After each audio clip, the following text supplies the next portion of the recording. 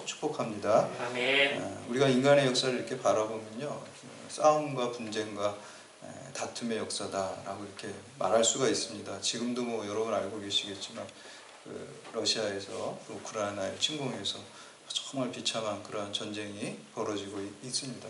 나라와 나라의 그런 전쟁도 있고요. 그리고 어떤 집단 간의 다툼이 있고 또 개인 간의 또 싸움들이 있죠. 그래서 이 세상에는 다 사람들이 모여 사는 곳에는 이 다툼과 분쟁과 그 싸움이 있습니다. 그런데 이제 교회도 또 그런 게 있어요. 교회는 그런 게 없어야 맞는 것 같은데 사실 그렇지가 않아요. 교회도 싸움이 있고 분쟁이 있습니다. 왜 그럴까요? 교회는 싸움이 없어야 될 텐데 왜 그럴까요? 우리가 싸움이 없는 천국을, 하나님 나라를 교회가 지향하면서 가지만 아직 완전해진 건 아니에요. 그 지향하면서 이제 종말에 우리가 완전해질 수 있는 거거든요. 그래서 허물이 있고 교회 안에도 부족함이 많이 있습니다. 그래서 그게 이제 없도록 성숙한 신앙을 가지라라고 하는 게 이제 오늘 그 야고보서의 그러한 말씀입니다. 그래서 그 오스카 쿨만이라는 그 신학자가 그리스도와 시간이라는 책에서 우리 교회를 어떻게 표현을 하냐면 이미와 아직의 긴장관계 속에 있다 이렇게 얘기해요. 여러분 예수를 구주로 영접할 때 우리 성경 말씀에 보면 뭐라 그래요? 죽음에서 생명으로 옮겨졌다 그랬어요. 여러분 이미 예수를 구주로 영접했을 때 이미 나중에 미래에 옮겨지는 게 아니라 예수님이 여러분의 예수 생명으로 여러분이 거듭났기 때문에 이미 영원한 생명으로 옮겨진 줄로 믿으시기를 바랍니다. 아멘. 그런데 이제 아직이에요. 그럼에도 불구하고 이미 우리가 구원받았는데 아직 종말의 완성이 안 됐기 때문에 아직입니다. 그래서 이미와 아직 사이에 우리 성도가 있고 교회가 있습니다. 그래서 already but not yet이라고 이제 그 오스카 쿨만이라는 사람이 이렇게 얘기하는데 굉장히 그게 일리 있는 말입니다. 그래서 우리 성도나 교회가 교만하셔는 안 돼요. 그래서 여러분 카톨릭에서 이제 교황 무료설이라는 게 있어요. 무호설이라고 옛날에 하는데 교황이 오류가 없다 이렇게 얘기를 하거든요. 거기서는 카톨릭이 이제 교리 가운데 하나인데 그게 이제 뭐 모든 게 다 오류가 없다라고 그냥 이렇게 매도할 수는 없는 것이고요. 그걸 자세히 들여다보면 교황이 카톨릭 교회에서 공식적인 어떤 선언과 선포를 할 때는 성령께서 주님의 몸된 교회를 도우셔서 오류 없이 결정하도록 하신다 그런 뜻이거든요. 그러니까 뭐 사적인 데서 다 오류 없이 한다는 그런 말은 아니거든요. 근데 이제 그래서 어떻게 보면은 그게 이제 교회론, 카톨릭의 교회론이라고 하는데 저는 이제 개인적으로 그것도 좀 잘못됐다고 생각해요. 교회도 사실 우리가 아까 말한 오스카 쿨만이라는 사람이 말한 것처럼 완전한 종말의 완성된 공동체는 아니거든요. 완성을 향해서 가는 것이죠. 그렇지만 부족한 게 있기 때문에 실수도 있고 그래서 더 겸손하게 주님을 우리가 붙들어야 될 줄로 믿습니다. 그래서 이제 오늘 본문에 야고보 말씀이 이제 그 교회 안에도 이런 싸움과 분쟁이 있다라는 거예요. 근데 이제 그리스도인이 성숙해지는 거는 싸움과 분쟁이 있지만 그거를 잘 화해하고 화합하고 피스메이커가 돼야 될 줄로 믿습니다. 근데 어떻게 하면 우리가 화합하고 그 피스메이커가 될 수 있는가? 그게 이제 성숙한 그리스도인으로 사는 것인데 그 말씀을 하고 있습니다. 우리 개신교에서는 이제 그 16세기 이제 종교 개혁자들, 이제 루터와 칼빈 종교 개혁자들을 정통주의라고 그래요. 근데 이 정통주의의 핵심적인 사상은 성서 중심이죠. 그리고 신본주의 신앙을 하고 있어요.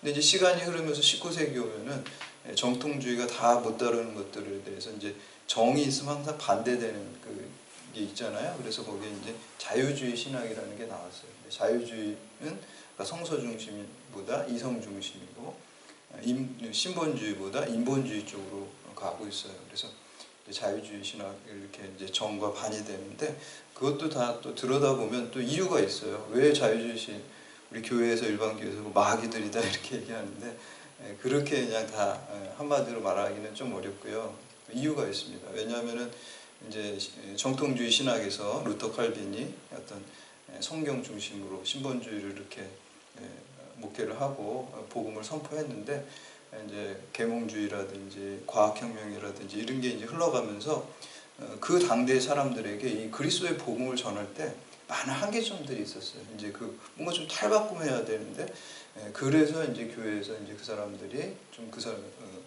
복음을 잘 설명하다 보니까 이제 그런 쪽으로 가게 된 거죠. 그런데 또 어떤 일이 일어났습니다. 그래서 19세기는 그래 자유주의적인 신앙의 흐름들이 흘러갔어요. 그러다가 이제 20세기에 들어오면은 칼 바르트라는 신학자가 1, 2차 세계대전을 경험합니다. 저는 이제 어떻게 보면 우리가 경험, 하나님을 만나는 인격적인 경험이 신앙생활에서 가장 중요한 거라고 생각이 많이 들어요. 우리가 인격적으로 하나님을 만나게 되고 주님을 만나게 되면 그게 흔들리지 않은 신앙이 됩니다. 그래서 이분이 1, 2차 세계대전을 만나다 보니까 이제는 그동안에 그분도 자유주의 신앙을 갖고 있다가 이제 인간의 어떤 낙관적인 거, 이성에 대해서 낙관적인 게 무너졌어요. 여러분, 그 전쟁이라는 건 가장 비이성적인 거잖아요. 가장 야만적인 거잖아요. 지금 이제 러시아가 민간인까지 막 공격하고 얼마나 야만적입니까? 그러니까 인간이 기대할 게 없어요. 그래서 그분이 부르짖은 게 하나님 말씀으로 돌아가야 된다. 그래서 이제 말씀의 신학 이렇게 얘기했습니다. 그래서 이제 이분은 이제 신정통주의라고 그래요. 아까 정통주의가 성경 중심, 하나님 말씀 중심, 신본주의라고 그랬는데 다시 그 정통으로 돌아가자. 그래서 이제 신정통주의라고 그래서 얘기를 하는데 여기서 말하는 그분이 말하려고 하는 거는 인간의 지혜라는 것이 그 파국을 맞이할 수밖에 없다라는 걸 얘기를 하고 그래서 지난 시간에 이제 세상 지혜와 이제 하늘의 지혜를 대별해서 얘기했잖아요. 세상 지혜의 결론이 전쟁과 파국으로 치닫고 우리가 다시 하나님의 말씀으로 돌아가야지만 살 수 있다라고 얘기를 하고 있습니다. 우리 성도 간에 그렇다면 왜 싸움이 있고 교회 안에 왜 다툼이 있습니까? 우리가 하나님 말씀대로 산다고 하지만 그렇지 못한 때가 많아요. 세상의 지혜를 추구한 적이 많이 있습니다. 그래서 싸움이 있는 거예요. 우리가 교회가 성도가 진짜 하나님 말씀을 붙들고 기도할 때 그러한 싸움과 다툼이 일어나지 않는데 우리 안에도 그러한 세상적인 지혜를 추구하고 또 세상적인 욕망을 추구하기 때문에 다툼이 생긴다라는 것입니다. 우리 오늘 본문 4장 1절 말씀에 보면 너희 중에 싸움이 어디로부터 다툼이 어디로부터 나느냐라고 이렇게 이제 물음으로 시작합니다. 그리고 이 다툼과 분쟁을 극복하는 방법을 제시하고 이 다툼과 분쟁을 극복하는 것이 성숙한 그리스도인으로 사는 것이다. 이렇게 선포하고 있습니다. 그래서 오늘 말씀을 통해서 우리가 다툼과 싸움이 있는 곳에 항상 평화를 또 화합하고 또 분열이 있는 곳에 통합될 수 있는 그 역할을 여러분들이 감당하시기를 주님의 이름으로 축복합니다. 첫 번째는 정욕의 유혹을 물리침으로 우리가 분쟁을 극복할 수가 있습니다. 인간이 하나님 말씀에 불순종하고 원죄를 짓게 된 것이 정욕의 유혹을 물리치지 못해서 그래요. 그러니까 어떻게 보면 하나님과 인간의 관계가 깨진 것도 정욕을 이기지 못해서, 그러니까 선악과를 따먹고 하나님과 같이 되려고 하는 그 인간의 세상적인 욕망, 정욕 때문에 하나님과 관계가 깨지게 된 거잖아요. 그래서 창세기 3장 6절에 보면 마귀가 이제 유혹하는 말을 듣고 아담과 하와가 이제 선악과를 따먹는 장면이 나오거든요. 여자가 그 나무를 본즉 먹음직도 하고 보암직도 하고 지혜롭게 할 만큼 탐스럽기도 한 나무인지라. 여자가 그 열매를 따먹고 자기와 함께 있는 남편에게도 주매 그가 먹은지라. 그 나무를 보니까 어떻습니까? 특징이 먹음직하고 보암직하고 또 지혜롭게 할 만큼 탐스럽다 그랬어요. 이 말씀을 신약에 오면은 요한 1서 2장 16절에 보면 세상에 있는 모든 것이 육신의 정욕과 안목의 정욕과 이생의 자랑이라. 여기에 이제 딱 맞아 들어가는 말씀이에요. 육신의 정욕, 우리가 먹음직하다, 이 육신의 정욕이죠. 보암직하다, 안목의 정욕이죠.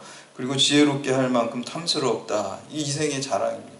우리가 이러한 인간이 정욕의 유혹에 넘어짐으로 말미암아 하나님과 우리의 관계가 깨지게 된 거예요.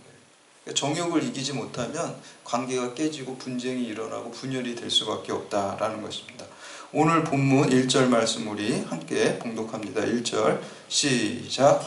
너희 중에 싸움이 어디로부터 다툼이 어디로부터 나느냐. 너희 지체 중에서 싸우는 정욕으로부터 나는 것이 아니냐.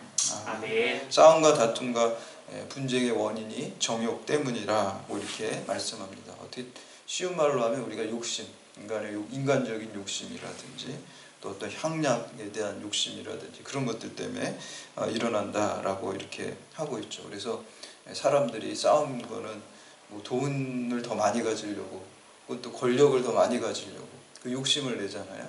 그래서 이제 싸우게 되고 이제 다투게 된다라고 말씀하고 있습니다.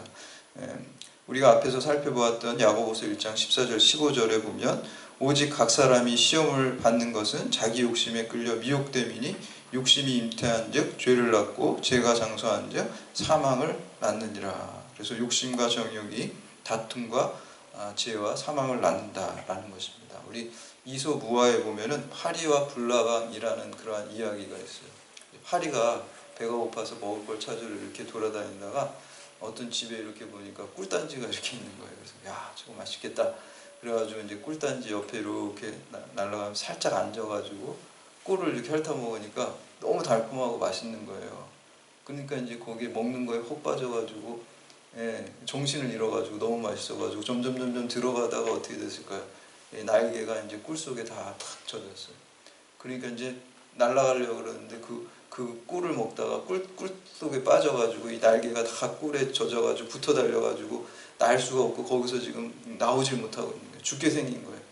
근데 이제 그 불나방이 옆에 지나가다가 아유 저 멍청한 놈, 그 먹는 그 욕심을 이기지 못해가지고 거기에 그냥 빠져들어가지고 날개가 다 꿀에 젖어가지고 붙어 달려가지고 거기서 너 이제 나오지도 못하고 죽게 생겼구나. 아유 어리석은 놈 이렇게 하고 이제 불나방이 이렇게 지나가는데 이제 밤이 됐어요. 이제 밤이 됐는데 그 집에서 등불을 이렇게 확 밤에 밝힌 거예요. 근데 불나방은 이제 불을 보면 막 달려드는 그 속성이 있거든요. 거기에 도취가 돼가지고. 그러니까 이제 불나방이 불을 보고 막 가가지고 거기에 그냥 불에 들어가서 타서 죽었다는 거예요. 그러니까 이제 이 파리가 이제 거기 꿀 속에서 이렇게 그 불나방을 보면서 아유 저 멍청한 놈, 저 불 속으로 들어가면 자기가 다 타 죽는데 그것도 모르고 거기 들어가는구나 이렇게 이제 했다는 얘기입니다. 그게 뭡니까? 이제 이솝우화에서 말하는 게 우리 인간들이 그렇다는 거예요. 그 동물들을 비유해가지고 인간들의 모습이 이와 같다는 거예요. 그렇게 어리석게 욕심을 따라서 가게 된다라는 것입니다. 그래서 오늘 본문 말씀 4절에 보면 이런 정욕에 빠진 사람들, 우리들의 모습이죠. 거기에 빠진 사람들을 간음한 여인이라고 이렇게 비유하고 있습니다. 우리 4절 말씀 함께 봉독합니다. 4절 시작. 간음한 여인들아 세상과 겉된 것이 하나님과 원수됨을 알지 못하느냐. 그런즉 누구든지 세상과 겉이 되고자 하는 자는 스스로 하나님과 원수 되는 것이니라. 아멘. 아멘. 구약에 보면 하나님과 이스라엘 백성을 이렇게 혼인관계로 많이 비유를 해요. 그래서 이제 우리가 다른 신을 섬기는 것을 이제 영적인 간음이다 이렇게 얘기를 하고요. 호세아에서 보면 호세아 선지자가 그 음란한 여인 고멜하고 결혼을 하잖아요. 그것도 이제 호세아 선지자가 하나님을 상징하는 것이고 이 고멜이 이스라엘 백성을 상징하는 것이잖아요. 그래서 그런 결혼 생활을 통해서 하나님이 이스라엘 백성을 얼마나 사랑하는지, 그리고 그럼에도 불구하고 이스라엘 백성들이 세상적인 정욕을 따라 우상 숭배에 빠지고 간음한 여인 고멜과 같은지 그걸 이제 보여주는 거잖아요. 그 삶을 통해서. 신약에서도 마찬가지잖아요. 우리가 신약에서도 예수님과 교회의 관계, 예수님과 성도의 관계를 우리가 신랑과 신부의 비유 그렇게 하잖아요. 그래서 뭐 열처녀 비유도 사실 그런 거죠. 신랑을 기다리는 그 우리 성도의 모습, 교회의 모습을 얘기를 하는 것을 볼 수가 있습니다. 그래서 우리가 항상 그 주님 신앙생활 할 때 우리가 신부가 신랑에 대한 그 어떤 다른 정욕을 물리치고 정절을 지키는 것 같이 우리의 믿음 생활도 그래야 된다라고 얘기하고 있습니다. 그래서 이 정욕의 특징은 사실 이기주의입니다. 자신의 어떤 쾌락과 은혜를 위해서 하나님의 은혜를 저버리고, 또 우리 부부간에도 마찬가지잖아요. 자기의 정욕으로 해서 어떤 배우자에 대한 어떤 약속과 사랑의 약속을 저버리는 거잖아요. 그러니까 자기 정욕은 자기만 아는 거예요. 이기주의적이라는 거예요. 그래서 그것을 극복할 때, 이 정욕의 유혹을 우리가 이기고 극복할 때 하나님의 분쟁과 다툼, 관계의 깨어짐, 하나님과 관계도 깨어지고 우리가 정욕에 빠지면, 그리고 사람과 사람 관계도 깨지게 된다는 거예요. 그래서 정욕의 유혹을 물리침으로 우리가 분쟁을 극복해야 된다라고 오늘 야고보서가 우리에게 말씀하고 있습니다. 두 번째는 바른 기도를 통해서 분쟁을 극복하라라는 것입니다. 바른 기도. 이 야고보서에 보면은 인간에 대해서 두 가지 관점을 가지고 있어요. 하나는 그 비관적인 관점, 그리고 하나는 낙관적인 관점. 반대되는데 그 두 가지를 다 가지고. 왜 비관적인 관점인가요? 정욕의 유혹을 물리치라 라고 하는데 니네 힘으로 못 물리쳐. 그러니까 인간에 대해서 별로 기대를 안 해요. 이렇게 내가 얘기는 했지만 너네는 그 정욕을 물리칠 수가 없어. 그러니까 인간을 비관적으로 보는 거예요. 별로 희망을 걸지 않아, 인간에 대해. 그런데 또 인간에 대해 또 낙관적이. 어떤 면에서 낙관적입니까? 예수의 능력을 이미 힘입으면 할 수 있다는 거예요. 예수의 능력을. 내게 능력 주시는 자 안에서 내가 모든 것을 할 수 있다는 게 우리 그리스도인들의 고백인 줄 믿으시기를 바랍니다. 아멘. 내가 하는 게 아니죠. 기독교는 나는 못한다는 거예요. 인간에 대해 비관적이에요. 그렇지만 언제 인간에 대해 내가 예수 안에 있을 때 예수의 안에 있는 인간, 예수 안에 있는 내가 낙관적인 거예요. 그래서 내게 능력 주시는 자 안에서 내가 할 수 있다라는 것입니다. 근데 내게 능력 주시는 자 안에서 할 수 있으려면 어떻게 해야 됩니까? 오늘 야고보서는 기도해야 된다는 거예요. 그게 내가 예수 안에 있는 방법은 바로 기도하는 것입니다. 그래서 기도를 통해서 내가 이 세상의 정욕을 물리칠 수 없지만 기도를 통해서 물리치게 된다. 내 힘으로는 물리치지 못하지만 내게 능력 주시는 자, 기도의 능력을 통해서 할 수 있다. 불가능한 가능성, impossible possibility라고 그러는데 신앙생활이라는 것은 불가능한 것을 가능하게 하는 것인 줄 믿으시기를 바랍니다. 근데 이제 오늘 2절과 3절 말씀에 보면은 기도를 해도 기도 응답을 받지 못하는 이유를 말씀하고 있어요. 2절, 3절 함께 봉독합니다. 시작. 너희가 욕심을 내어도 얻지 못하여 살인하며 시기하여도 능히 취하지 못하므로 다투고 싸우는도다. 너희가 얻지 못하면 구하지 아니하기 때문이요 구하여도 받지 못하면 정욕으로 쓰려고 잘못 구하기 때문이다. 아멘. 우리가 기도응답 받지 못하는 이유가 뭡니까? 두 가지. 첫 번째는 기도를 안 하니까 못 받는 거예요.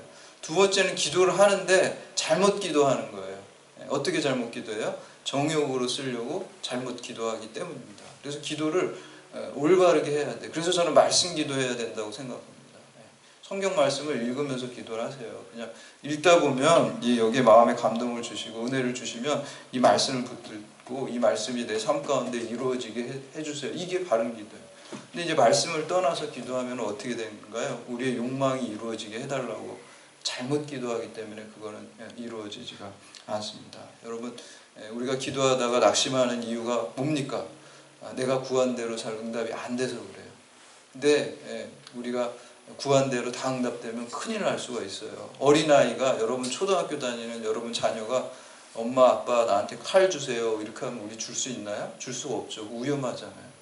칼을 막 줄 수가 없는 거예요. 구하는 대로. 근데 우리 그 마태복음에 보면은 7장 말씀에 보면은 주님께서 뭐라 그래요?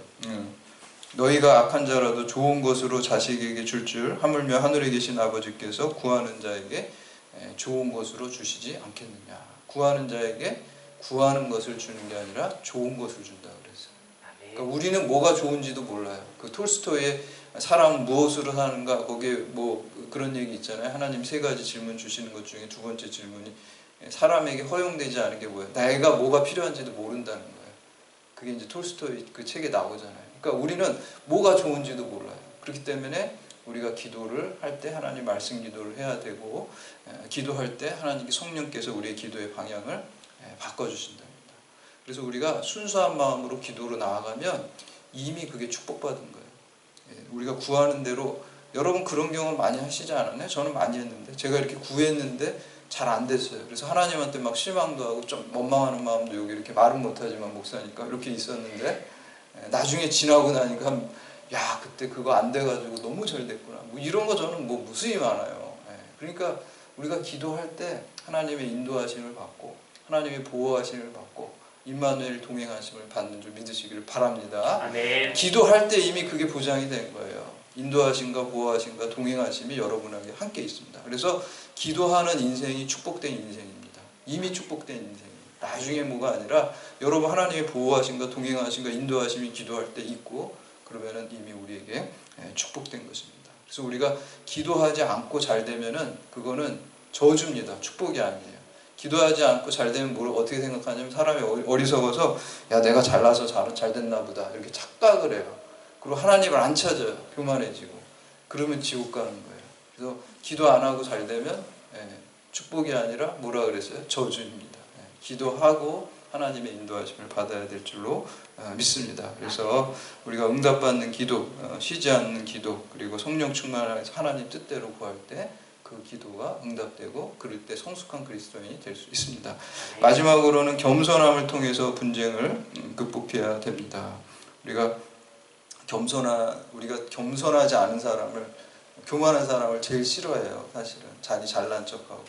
근데 우리 마음속에 교만한 마음이 순간순간 맨날 올라오죠. 솔직히 이게 막 올라오게 되는데 그때마다 우리가 말씀 붙들고 또 십자가 바라보면서 아유 나는 죽을 수밖에 없는 죄인인데 십자가 은혜로 살았지. 이렇게 십자가 바라보면 겸손해질 수밖에 없어요. 겸손해지면은 또 하나님 은혜를 사모하고 붙들게 돼 있습니다. 교만한 사람은 하나님 잘 안 찾아요. 내가 다 할 수 있다고 착각하니까. 그러나 겸손한 사람은 나는 아무것도 못하고 부족하고 주님 도와주시지 않으면 할 수가 없습니다. 그래서 주님 붙들게 되는 거예요. 늘 부족한 마음을 가지고 주님 붙드는 사람이 부족함 없는 주님의 은혜를 입을 줄 믿으시기를 바랍니다. 아멘. 그래서 6절 말씀 함께 봉독합니다. 6절 시작. 그러나 더 큰 은혜를 주시나니 그러므로 일렀으되 하나님이 교만한 자를 물리치시고 겸손한 자에게 은혜를 주신다 하였느니라. 아멘. 아멘. 하나님 겸손한 자에게 은혜를 주셔서 일하십니다. 겸손을 통해서 화평을 이루어 가십니다. 우리가 사람 관계에 있어서도 겸손한 사람이 관계가 좋아요. 다 그 사람 좋다 그러지. 교만한 사람은 분쟁이 일어나고 관계가 깨지는 거예요. 근데 여러분 지금 사순절 십자가를 이렇게 바라볼 때 십자가는 겸손의 상징이에요. 예수님은 하나님이시지만 성대 하나님이시지만 낮고 낮은 가장 낮은 모습으로 십자가에 죽기까지 낮아지셨어요. 겸손의 모습을 우리에게 보여주신 것이에요. 빌립보서 2장에 보면 그는 근본 하나님의 본체시나 동등됨을 취할 것으로 여기지 아니하시고 오히려 자기를 비워 종의 형체를 가지사 사람들과 같이 되셨고 사람의 모양으로 나타나사 자기를 낮추시고 죽기까지 복종하셨으니 곧 십자가에 죽으심이라. 아멘. 주님께서 우리 십자가에서 죽기까지 겸손하게 낮아지신 것을 우리가 바라보면서 특별히 사순절 기간에 십자가를 생각하면서 겸손함으로 이 세상에 하나님과 화평케 되고 또 분쟁이 있는 곳에 사람과 사람 사이에 지금 분열, 우리 국민이 자꾸 이렇게 분열되는 거 안 좋은 거예요. 우리는 성령은 하나 되는 영이고 마귀는 분열되는 영이에요. 우리 하나 되는 일을 우리 그리스도인들이 해야 될 줄로 믿습니다. 아멘. 그래서 우리가 예수님께서 십자가에서 하나 되게 하신 것 같이 우리 그리스도인들이 그 능력을 받아서 하나 되게 하는 그 사명을 잘 감당하는 성숙한 그리스도인 되기를 주님의 이름으로 축원합니다. 아멘.